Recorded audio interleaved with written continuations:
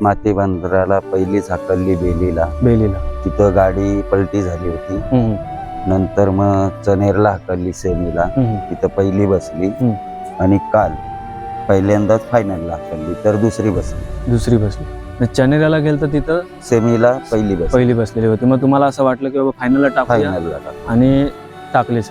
जेवढं म्हणजे जे नियोजन होतं कालच्या शर्यतीतलं, म्हणजे ज्यांनी शर्यतीचं नियोजन केलं तुमची कमिटी, बोलायला हरकत नाही. त्यातली तुमची एकच गाडी होती. आमच्या कमिटीची एकच गाडी होती. एकच गाडी होती तुमची, आणि तिने देखील गुलाल मारला. बघायला गेलं त्याचा एक रुबाबच दिसतोय बैलाच्या म्हणजे चेहऱ्यावर. ह्या बैलासारखा आतापर्यंत ह्या एवढ्या पट्ट्यामध्ये बैल नाही.